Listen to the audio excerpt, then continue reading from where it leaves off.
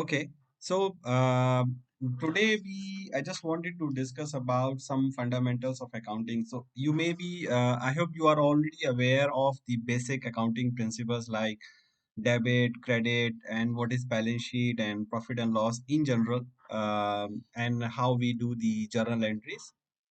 You comfortable with that? Yes, sir. Yes, yes.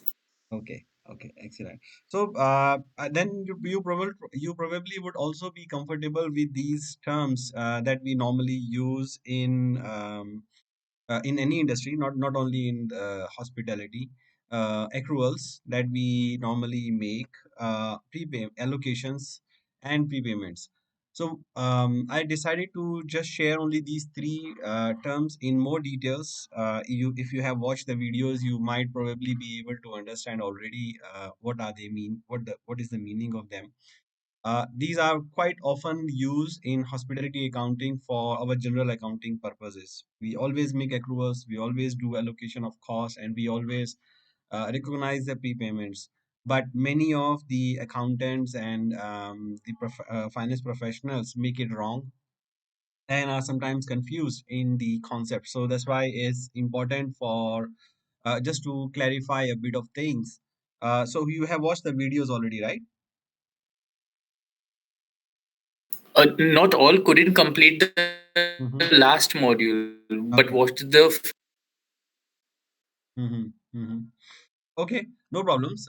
So let's go through these concepts again one more time so that it's easier for and clarify.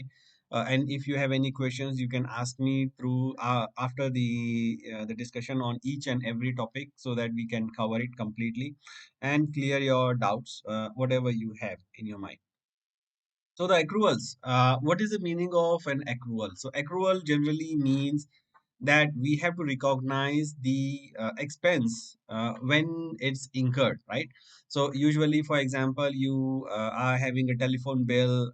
The telephone bill usually arrives, let's say, on the 31st, and you have use the telephone for the whole month. And when the bill is arriving on 31st, you're not supposed to make a payment immediately on 31st. You may be required to make a due payment on the due date, which can come on 7th or 9th or even 10th, right? So by that time, you may even know, you may not, by the time you close your books, you may not even have received the bill or you may not have made the actual payments. But you still need to recognize that as an expense in your profit and loss account so that we can make sure that all our expenses are completed, right? The another method of recognizing this expense basically is going to be to do the cash accounting. So we have two bases of doing the accounting. One is the cash basis and one is the accrual basis. So in the cash basis of accounting, we recognize income when we actually receive them. For example, a guest has checked out on 31st, and we have settled the bill with a credit card. We have not actually technically got the payment in our bank, right? Not in our cash, not in our bank, but it's with the credit card company. So in the cash basis of accounting, you will not recognize the income which you already have accrued, which we have already have income accrued, right? Take another example. When you have a guest who is staying on 29th of who have checked on 29th and then he's checking out on, let's say, on 2nd of the next month. So during his stay, he has stayed for 2 days, right? So whether you should recognize that as an income on a daily basis, yes, we should. Right? In an accrual basis of accounting, yes, we should. In a cash basis of accounting, because we have not received the income yet, assuming it's a paid on the checkout, so we will not recognize the income, but we have already incurred the expenses because we already bought the inventory, we are already paying for the electricity, we already paid the salary of the staff to serve those rooms. So we have already incurred the expense, but we are not recognized the income in that same month. So it's a violation of the basic accounting principle, which says matching of expenses between the revenue and the expenses. So, in the cash basis of accounting, you recognize income when you actually receive, and you recognize expenses when you actually pay them. So there is no matching concept basically. While in the accrual basis of accounting, you record the income or expense when you actually incur, not paid, whether you pay or you don't pay, whether you receive the income or you don't receive the income. If you have a right to earn the income, if you have already earned it, well, you have a right to receive it, you are going to recognize that as your income, whether you receive it or don't receive it.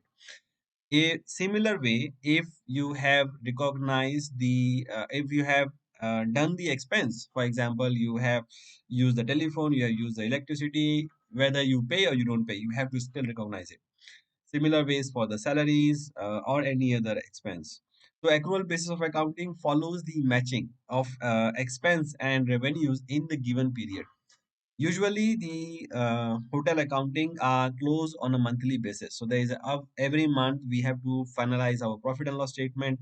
Every month we need to look at our balance sheet, and we analyze our expenses and profits, revenues every month, and compare with our budget. So if we don't follow the accrual basis of accounting, we may be short from the budget because we may not be able to collect it, or we have collected in advance, so we exceeded budget in first month while not in the second month. So that becomes very difficult in terms of analysis, and that's not a correct way of accounting, anyways. Most of the tax authorities in the world now, they don't recognize cash as a basis of accounting. They recognize accrual basis of accounting as a legitimate way of doing the accounting because of the international standards and accounting standards, and it's recognizing the income and expense in the same month, and so that the tax calculations are correct. So, what are the type of accruals that you normally do when when you are doing the accruals? What are the general accruals that the hotels industry has to make in general? What are those? Can you give me some example?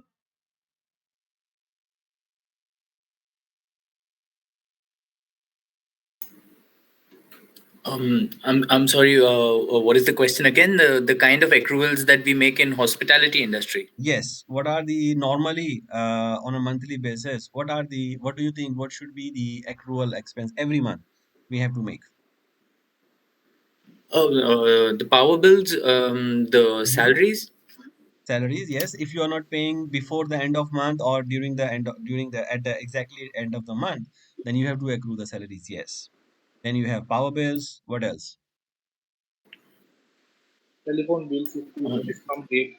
Telephone Uh, bills, yes. if it is come late, like if it is received late Mm-hmm. after month, yeah. That Mm-hmm. also salaries for intra unit or task force employees, Mm-hmm. you need to do the approval for them. Mm-hmm. So Not all the time. yeah, so salaries, task force employees, power bills, telephone, food expenses, which you have already received on the last day, but you have not received the bill, or you don't have paid for that in that month, right? So you have to accrue all of those credit expenses which you have already done, but you're not paid it, right?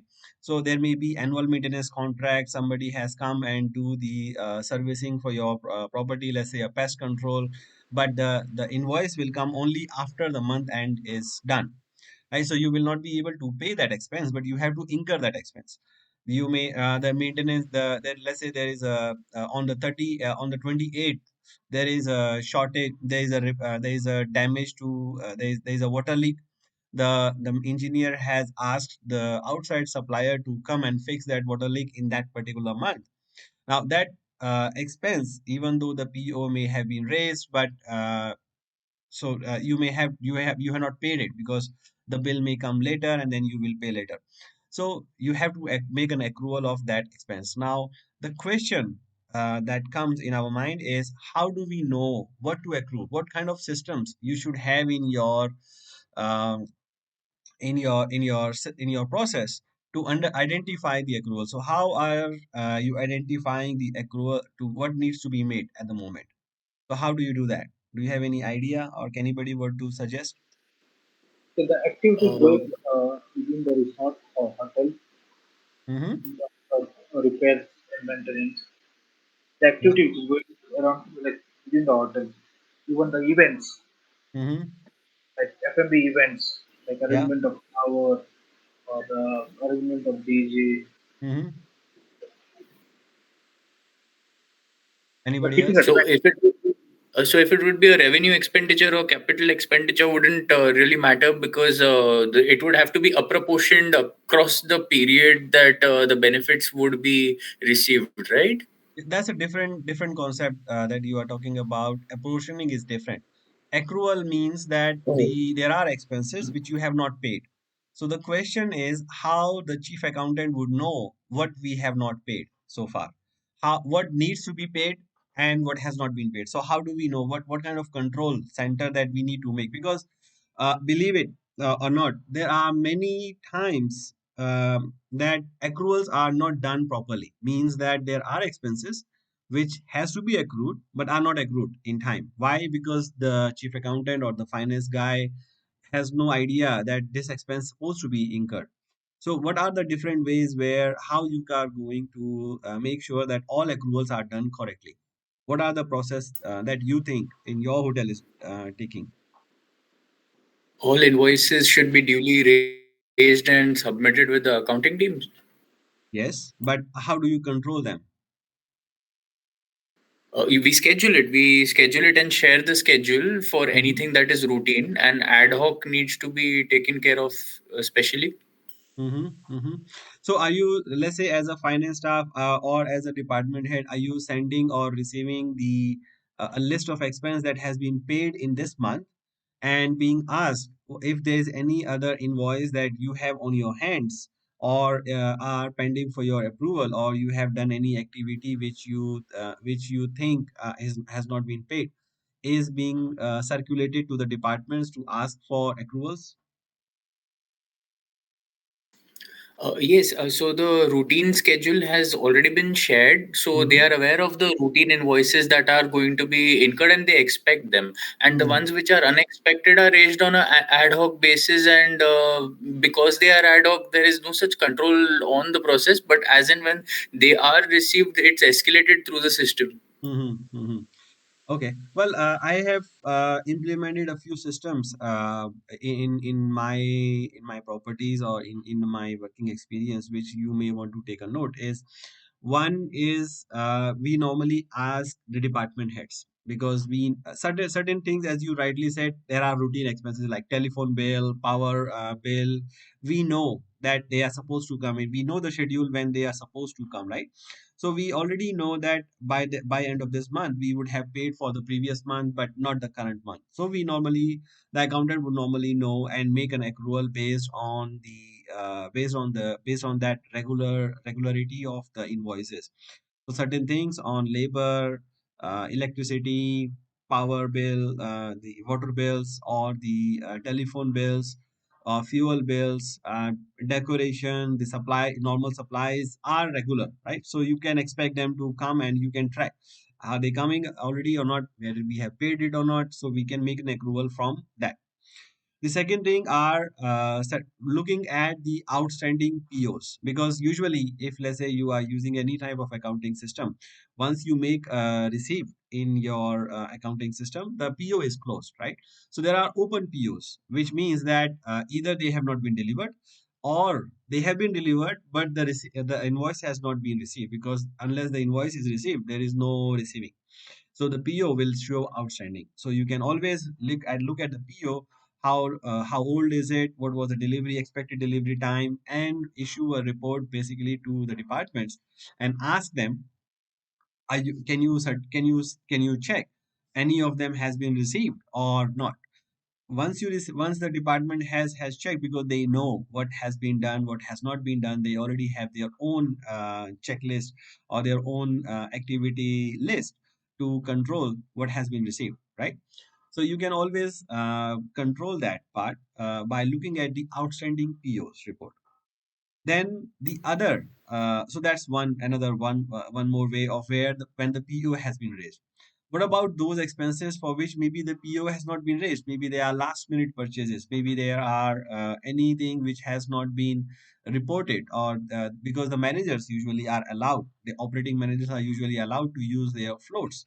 So we look at the floats. Okay, what has been the so when you are doing the cash count at the end, just normally look at the expenses which has been paid but has not been reported yet, because they are last minute and there is no approval for that, right? So you will look at the floats and see, is there any expense that has already been paid but has not been submitted to the finance, because usually the finance would have to make an accrual for that. Now, uh, if the float has not been claimed for the last 1 day or 2 day or 3 days, because normally the floats are supposed to be claimed on a weekly basis or on a bi-weekly basis, depending on the policy. So the finance person can always look at the counting reports to see, is there any expense which has been incurred but has not been accounted for. Then usually there are like last minute functions, last duty reports on a daily basis. So what we do normally is we look at the last week of the month, right? Because if let's say this has have usually when a function happens, the things has been received, it's usual that you get a bill on the next day or next to next day or in within a week usually. So you can look at the last week of the month and to see if has been any accident, there has been any maintenance work being done, which is usually being reported on a duty manager's log, on a maintenance engineer's log, or in the events function room. So you can always look at those events and ask, was there anything that has been received but we have not got the bills, right?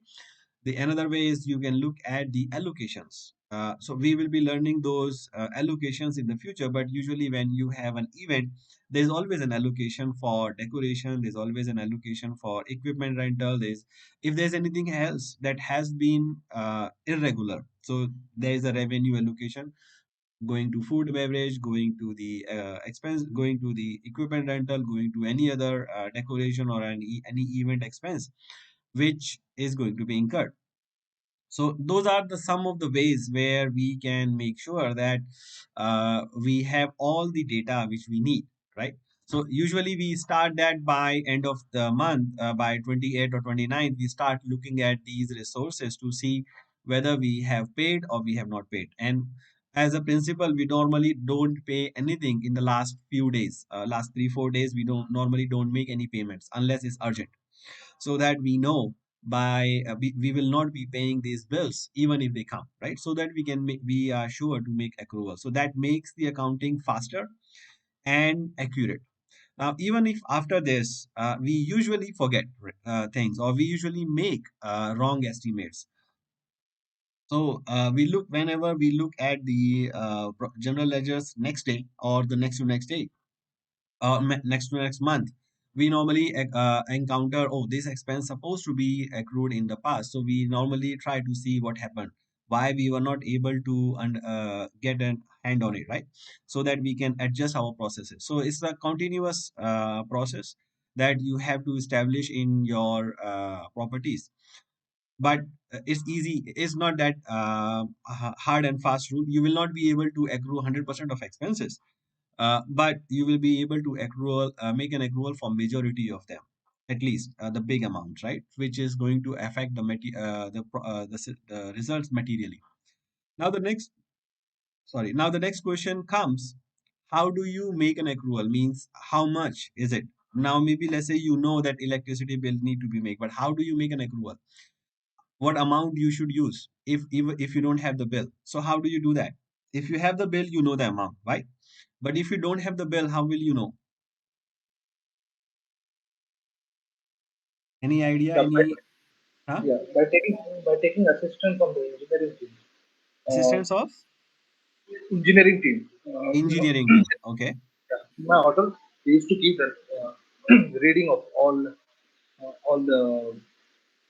the machines, Yeah. DG. Okay, Yeah. and that Correct. basis, to- Yeah.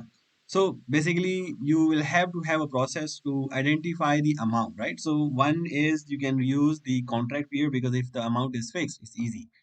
If the amount is not fixed and depends on the consumption, you need to have a right basis to make the estimates of consumption. So one way is looking at the meter reading reports for electricity bills, looking at the consumption or the business volumes for telephone reports, right?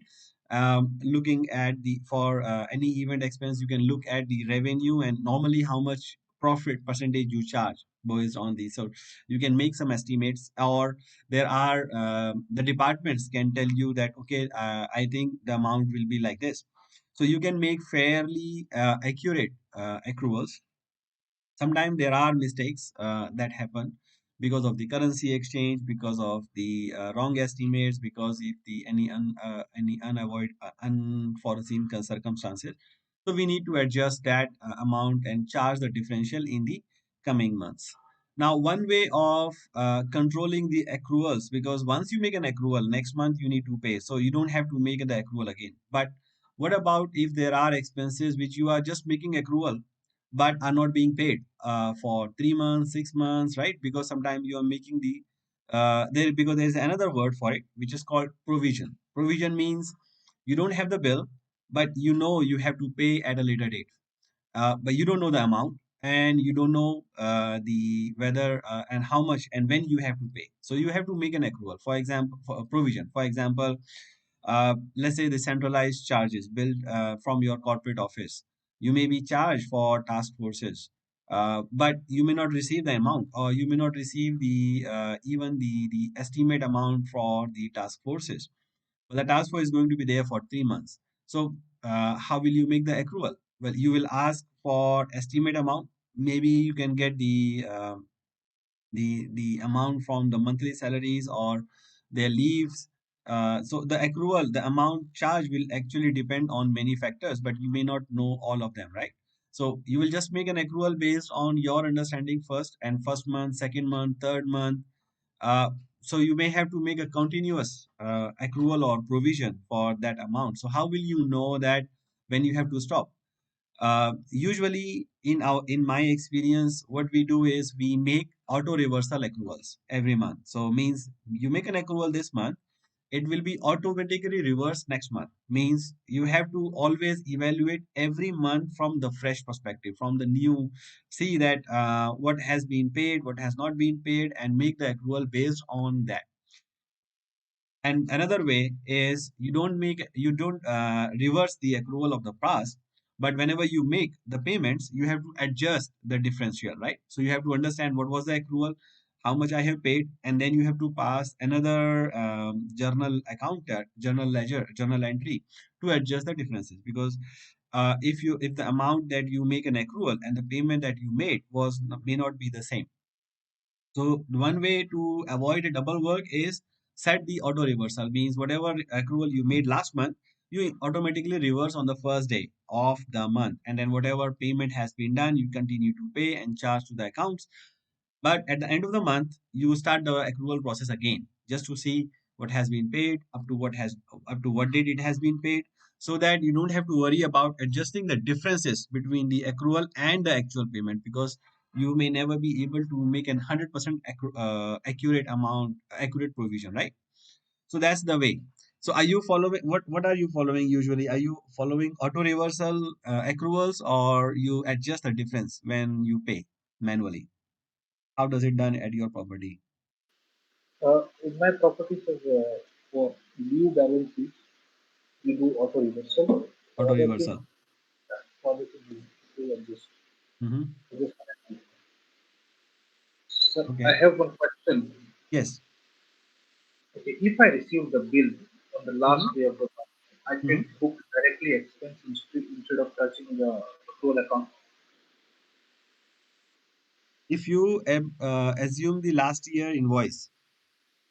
If I receive the invoice at the last day of the month, Mm-hmm. I can directly book expense. Yeah, you will book it as an expense and recognize as a liability. Yes. Yeah. So no need to book in accrual account. No, because basically you are not never making an accrual account, right? So you always have to. So the journal entry for doing the accrual account is basically to to charge to the account, to the expense, and credit to the accrual account. Means credit to the liability account, right? Whenever you are paying the expense, so if you have already reversed the accrual in the current month, in for the previous, then you just when you are making the payment, you charge directly to the expense, right? You don't have to credit to the accrual. But if you're not reversing the accruals, normally you have to charge that amount actually paid to the accrual account, so that you need to adjust the differences, because you already made the accrual, the expense has been charged. If you're not reversing it, then you have to charge the payment to the accrual account, not to the actual the expense account. But if you are following the reversal process, means you make an accrual in this month, next month you auto reverse the accrual, then whenever you pay, you don't have to worry about where you have to charge this. You always have to charge based on your actual chart of account. Means if this account has to go to this particular expense, it goes to that particular expense. So there's no confusion. So that's the way.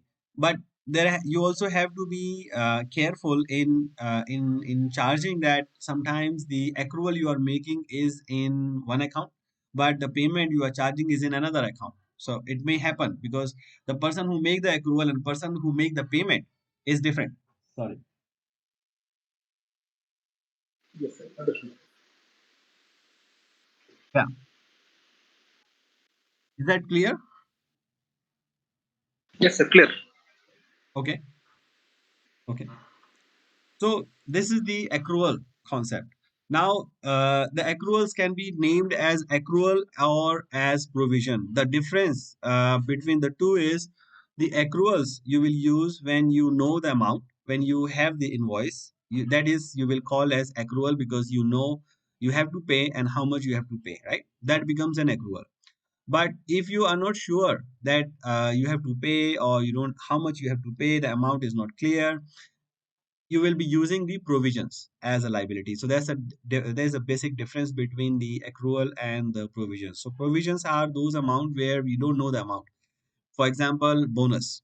For example, leaves. For example, retirement benefits. Those are not sure how much to pay, right? So you have always have to make a provision for those things, not an accrual, because you don't know the actual amount, or you have no way to estimate the amount, because the amount will be paid distant in future, or may not have to be paid at all. So that's called the provisions. And where you are sure the amount is there, you have a basis of account, you have a basis of provision, so you will be recording it as an accrual. Okay.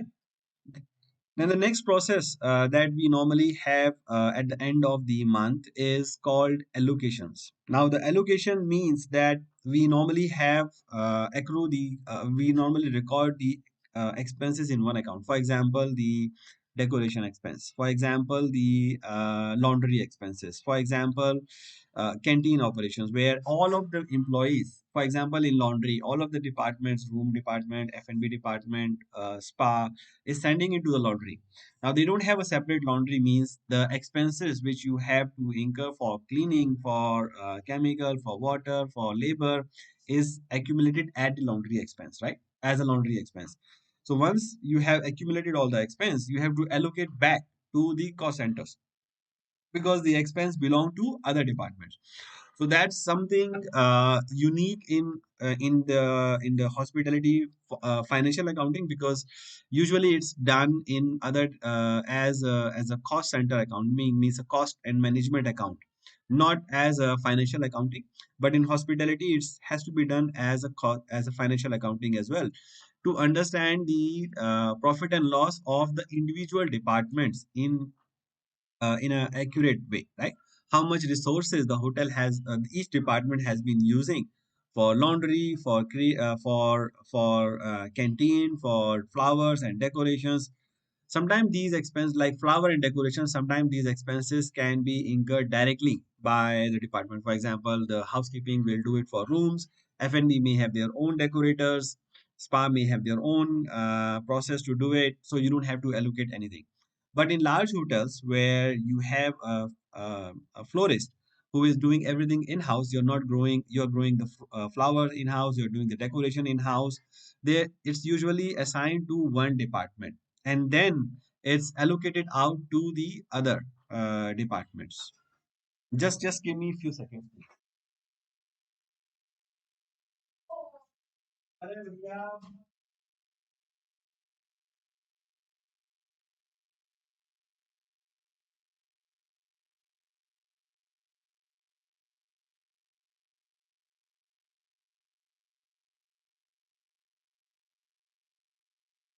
Yeah.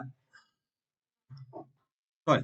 So these expenses are recorded at the common expense and then allocated out. So you have to understand the two things. One is to which department and how much, right? So how your hotel is allocating the laundry expenses at the moment? How is it done? On FT basis. On FT, house count. Head house count, sorry. head count. Head, Okay. yeah. On But FT. FTEs for laundry, Yeah. Yes. but that is only Head count. for the uniforms, right? But what about the linens? The allocation is based upon head count. Uh-huh. Okay. Yeah, well, That, that, basically, that, like for example, the laundry expense in hotels, because the laundry is doing the two type of laundry. One is the in-house. There are three types of things that are done at the laundry. One is one is the uniforms, right, for the hotel staff. One is the linens that are being served, like the towels, the napkins, the bed sheets, and the other things. Then there are guest laundry, means those are the guests who are sending the laundry. So there are three type of laundry. Now, if you have if you look at the laundry as a P&L, as a separate department, it's having some income from the guest laundry. It may be serving outside laundry as well. Many hotels during the coronavirus has started to do outside laundry, means they are accepting the business from outside. So there is some things to do at the laundry. And most of the expenses, if you see in laundry, are done by the weight, not by the count, right? So means you have big machines where a 25 kilo machine or 30 kilo machine, and most of the expenses are related with the load that they are required to wash. The number of manpower will increase if you have more load to wash. The chemical expenses, the water expenses will increase based on the number of loads that you have to clean.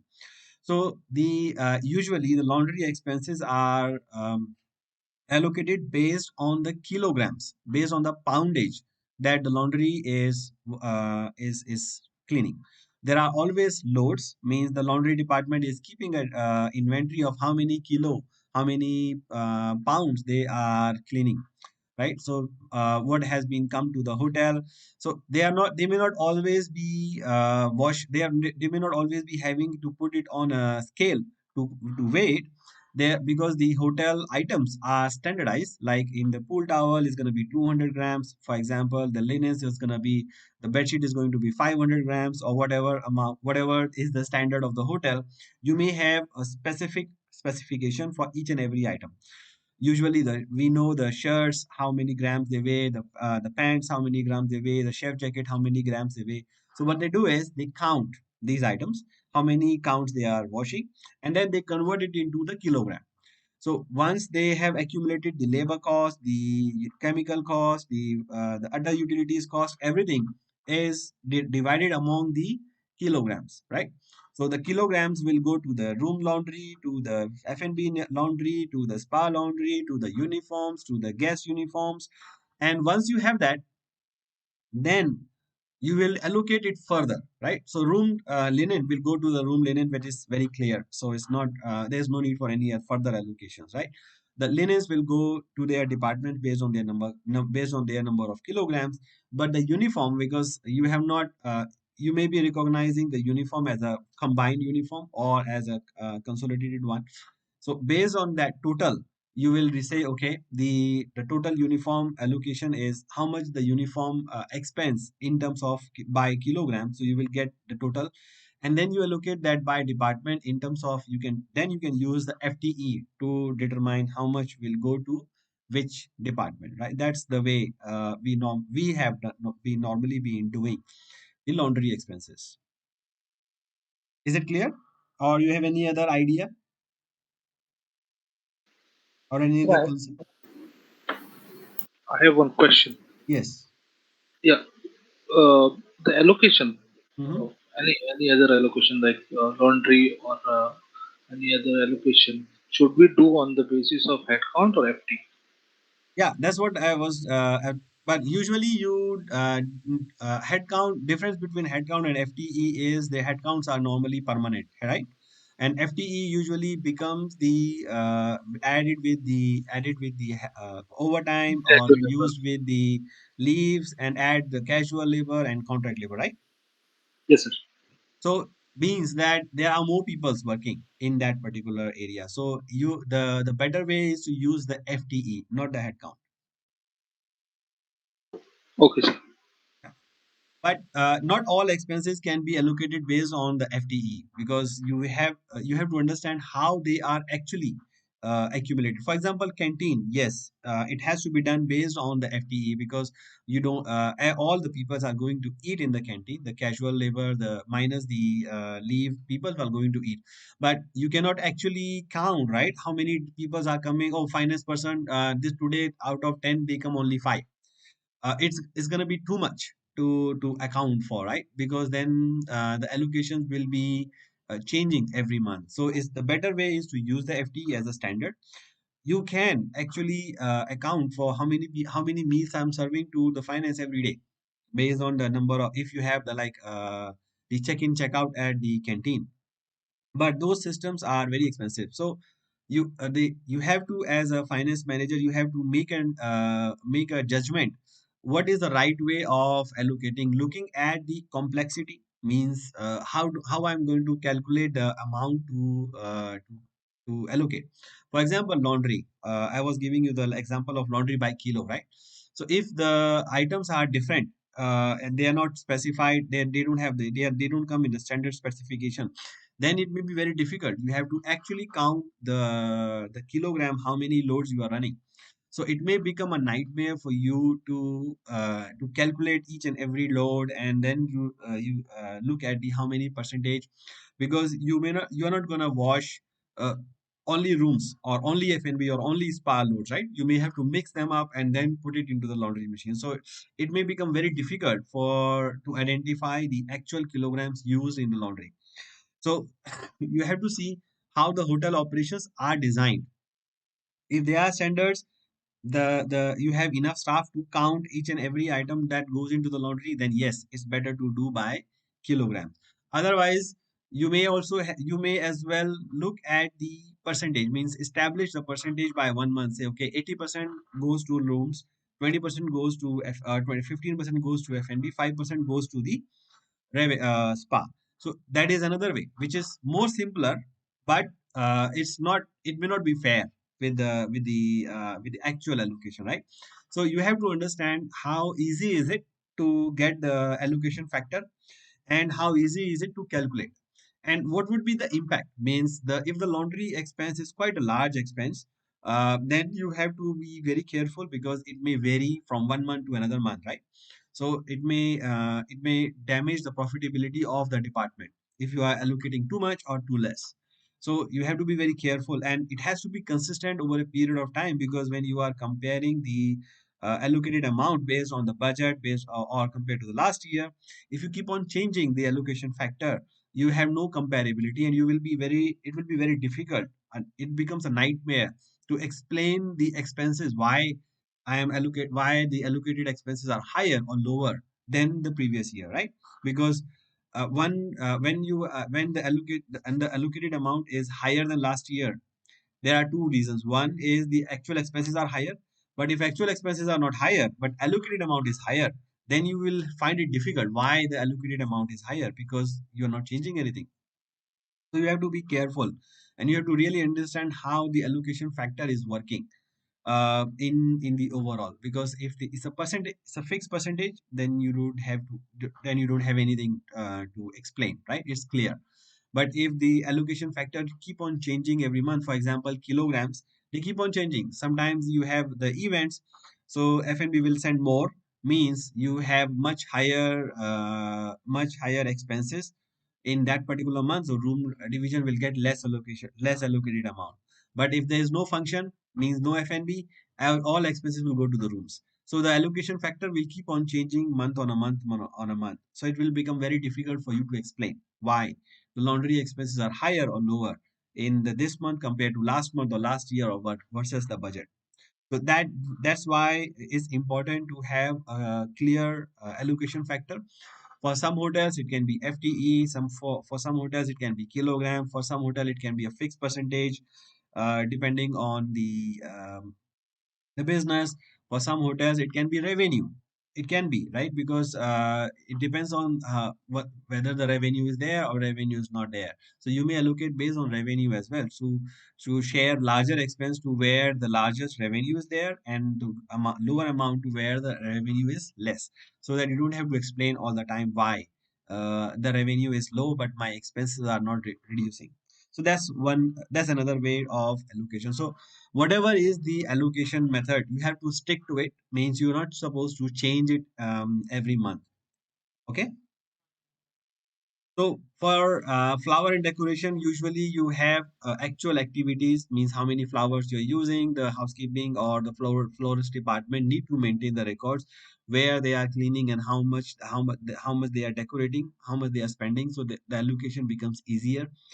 The canteen operations usually are done by FTE. Room amenities are usually they have the actual amount, how much they are spending into the room. That normally is become easier.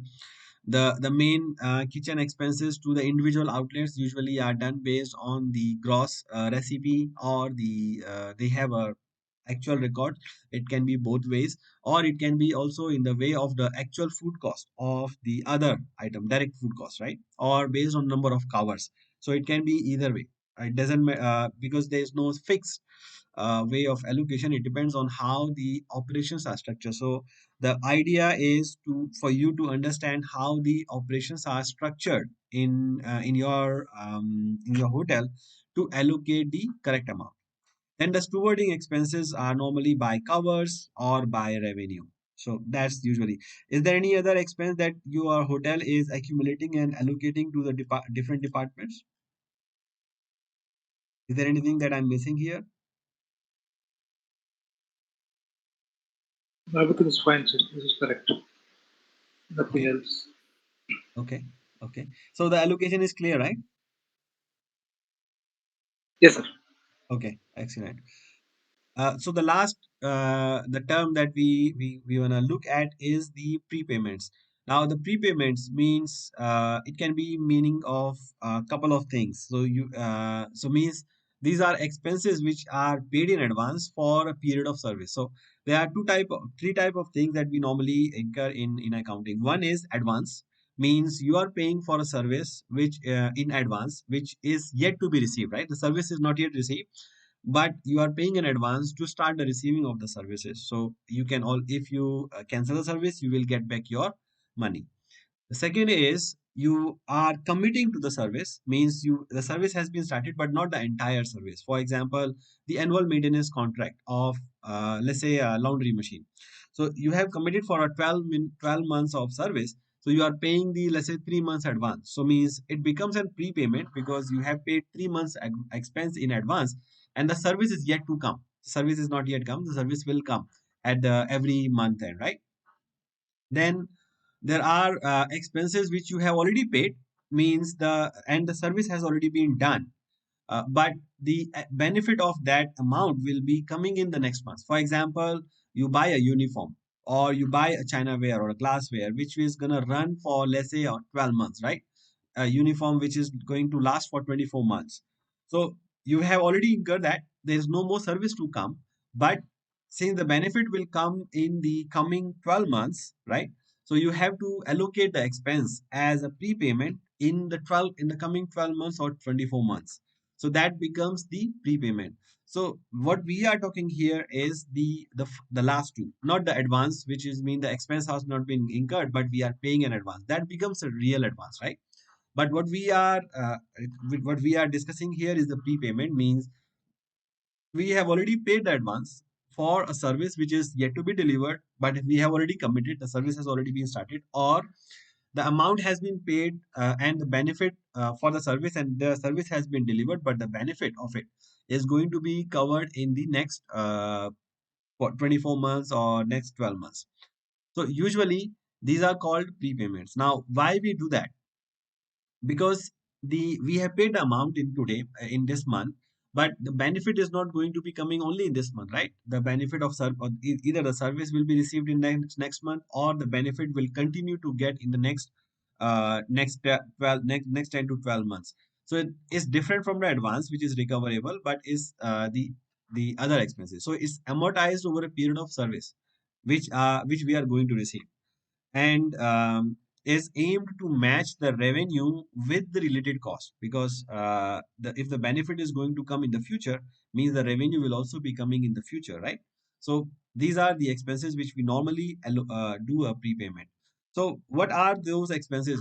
What are the prepayment that you are doing at the moment in your hotel?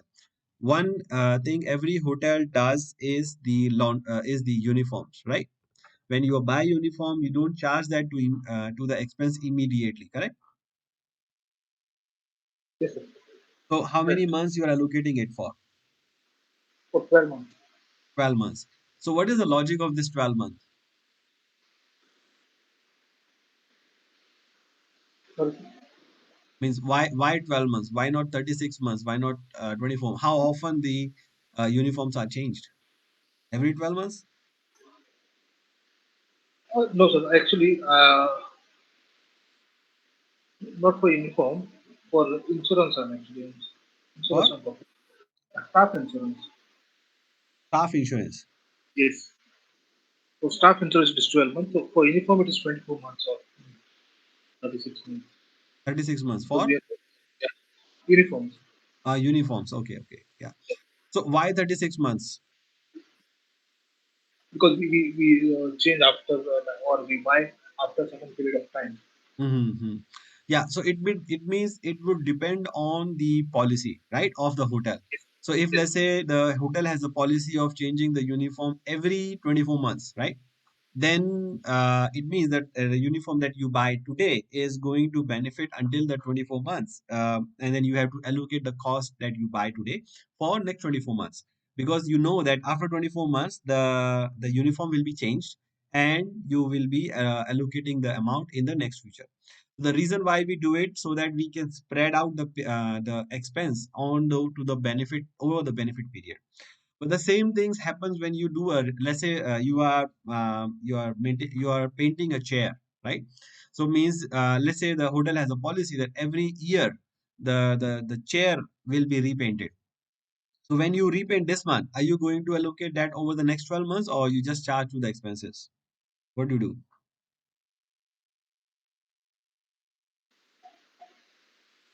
Since if it is a small amount, I will charge directly expense.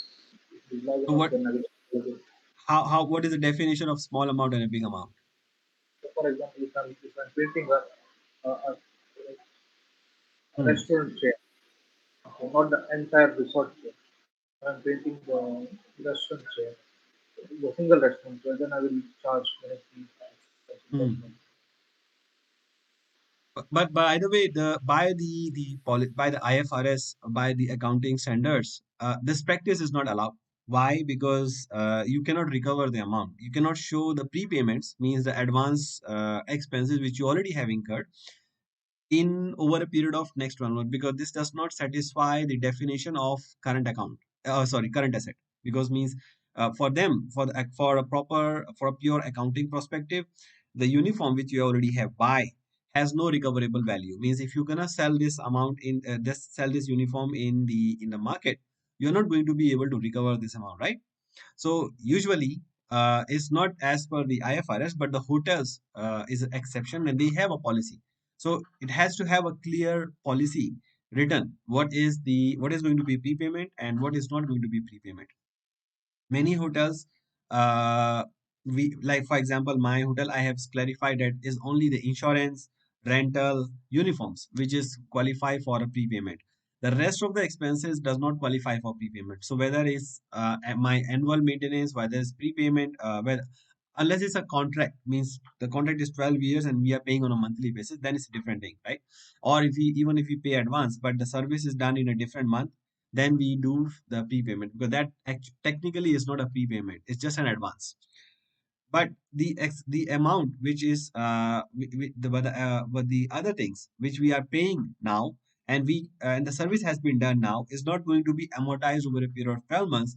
just because the benefit is going to be received in the next 12 months, unless it's covered by a policy. So, for example, I have in my hotel, I put forward that only uniforms, insurance, and the rentals are covered as prepayment. The rest of the expenses, for example, the maintenance or large maintenance or the preventive things, they are not covered for prepayment, because this is the way how I build my budget also, right? So it depends on how your budget has been done. If let's say your budget has been done that you will spend on a 12 months, you will spend on, for example, I give you for example, the you are doing a preventive maintenance of rooms, right? It requires certain expenses because it requires touch up, it requires labor, outside labor. It may require change of the maintenance, carpets or washing, deep cleaning. So it requires certain cost over to do a preventive maintenance on once in a year for the room.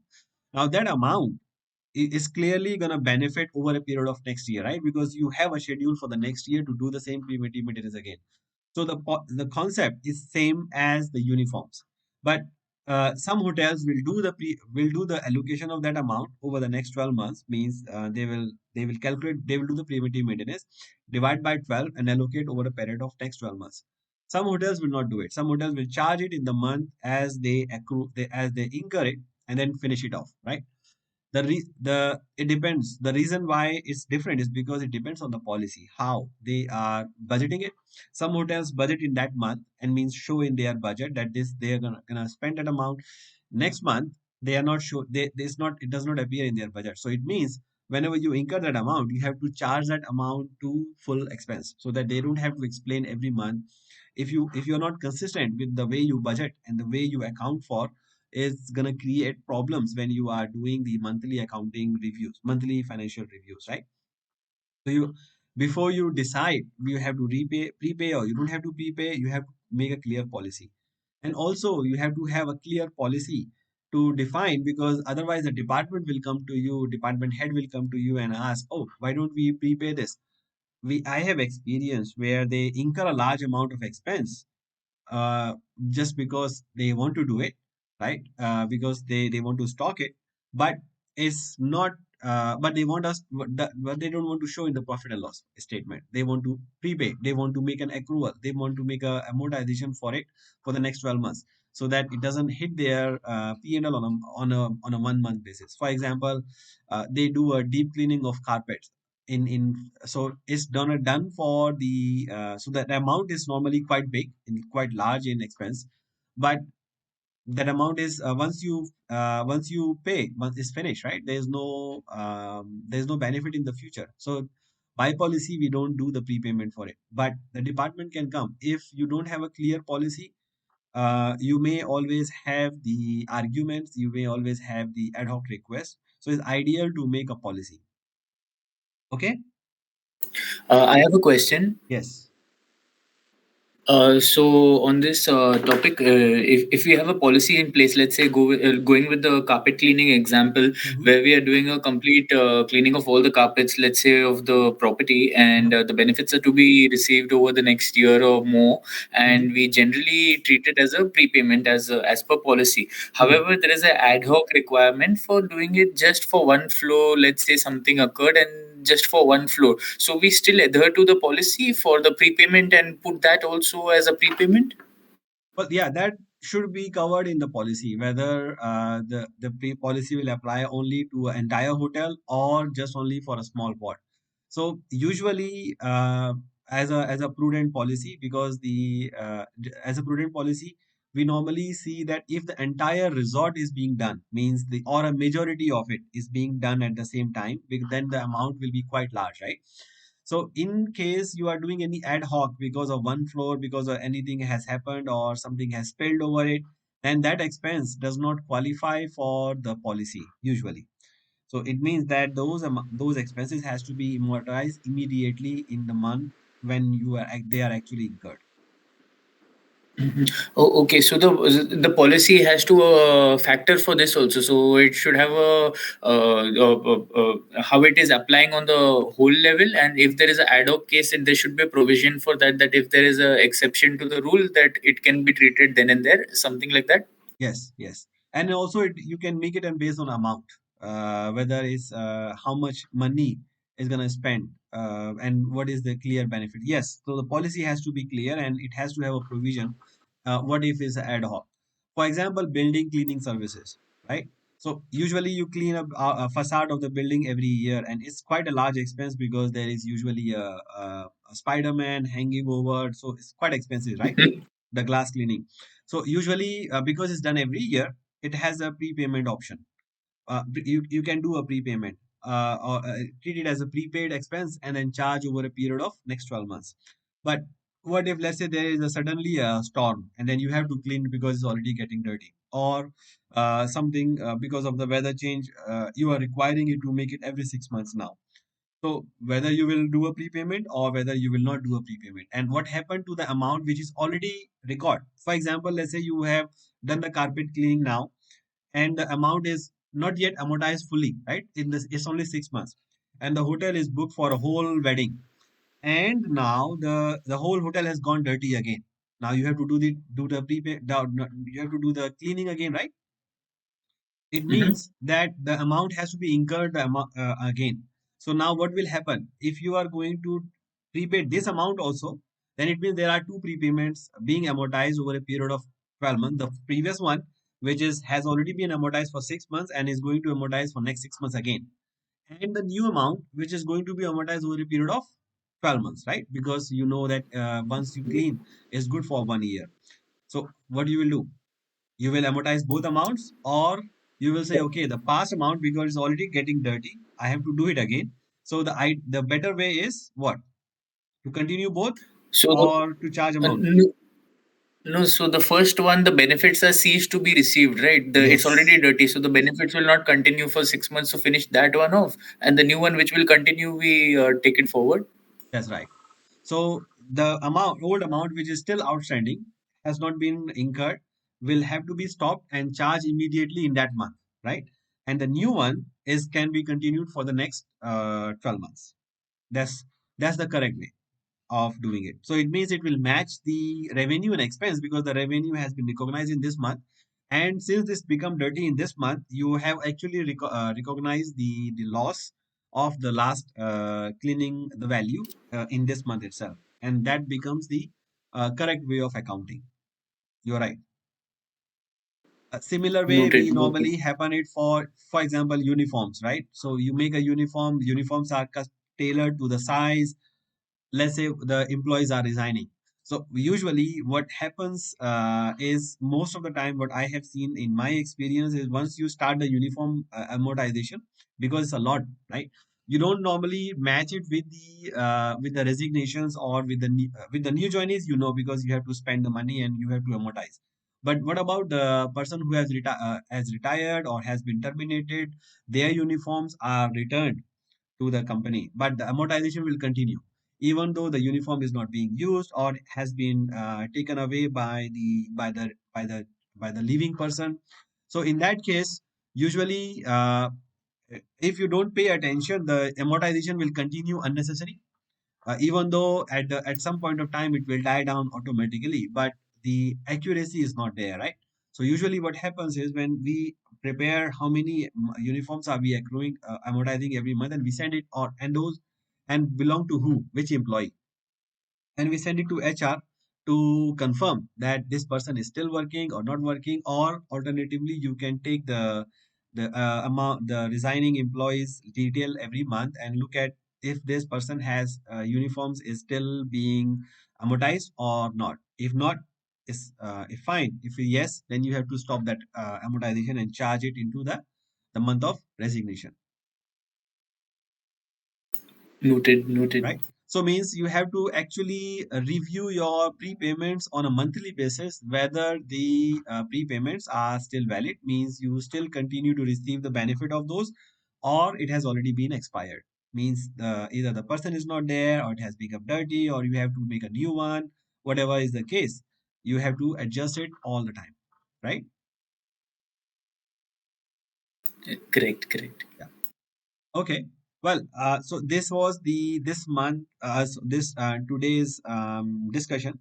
Now, since we have covered this part, I will be adding the all of you to the usually courses that I have on the website. So you will receive an email automatically for the enrollment. So I will be giving you the first one, only the rules revision. So what you have to do is you have to look at that that course, and then next week, Saturday, Sunday, we're gonna be focusing on usually to discuss the revenue and expenses. So first day we will spend on revenue, the next day we will spend on the expenses. So it's better if you can have ready some examples, some questions to ask me based on the usually based on your understanding or your own experience, whatever you have to clarify, so that we can have a fruitful discussion. Okay? Yes. We'll look forward to it and go through it also. Okay. Okay. So Okay, sir. yeah. Noted. th- yeah. Okay. Thank you very much for joining today. See you next week. Thank you, sir. Thank you, sir. Thank you, sir. Thank Have a you. nice week. Thank you.